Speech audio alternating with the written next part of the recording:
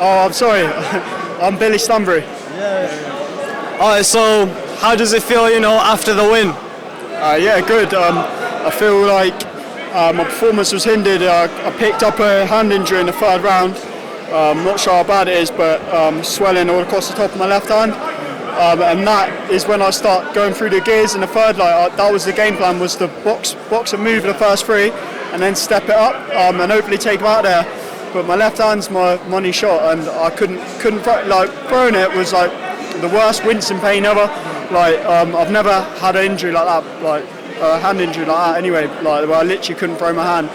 Even with the adrenaline of the fight, you normally get back to the change room and then you realise the injury, but I knew when I landed, I knew it was bad because I couldn't throw it after that, and but I just did enough after that to get the win, but yeah, it was good.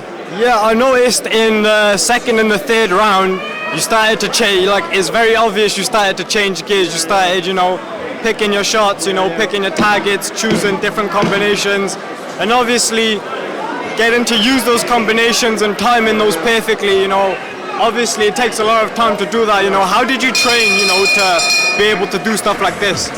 Sorry, what was the question? So how did you train leading up to this fight? I trained, so this guy was a last minute opponent. The guy I was supposed to box before, Jake Bray, that was 2 weights below. I'm naturally a super welterweight, so I've had to fight. The only opponent they could get was a guy from Poland, super middleweight, strong, comes forward. So, it wasn't a case of me having to drain my weight down, so I was fully fueled to going in there. But when you hit someone 2 weights above, the punches that if you land them on a smaller guy, they're going to hurt him, whereas he just took everything I threw, and to the extent where it broke my hand, I hit him that hard it broke my hand, which I've never done that before, so yeah, but it was, I think I learned a lot from that. It was rounds that you can't buy them rounds, they're perfect rounds, so, and especially having to work around an injury, So what is going to be next for you?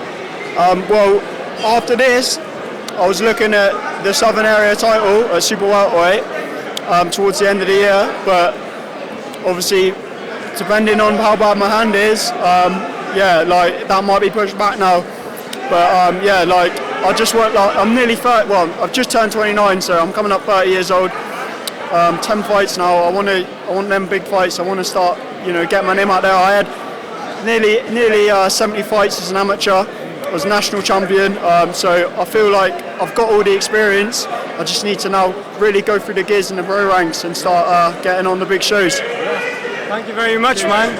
Enjoy the win. Can I shout out all my sponsors? So we've got Comfort Home Care, Vicky. Thank you so much for everything you do for my boxing. We've got Reconfigure Sports Therapy, Jamie. All my sports massages, keeping me injury free throughout my camps. Great touring and scaffolding, Leon. Thank you, mate, for your sponsorship every year. Really appreciate that. Salt Gymnasia, I train 3 times a week on the VersaClimber and access to the gym. So Sally, thank you for that. And then UK Box, supplying me with all my kit, my gloves, my wraps, everything I need, thank you. And then Kieran Hanshaw, my strength and conditioning coach. Mate, I couldn't do what I do without you. It's really, really playing a big part in my boxing. We train twice a week together, and yeah, thank you, mate. And then we've got Moto Mac, sorting me out with all the clothing. Ringside Charitable Trust, just got to shout them out because they do great things for retired boxers. Thank you very much. Cheers, thank you.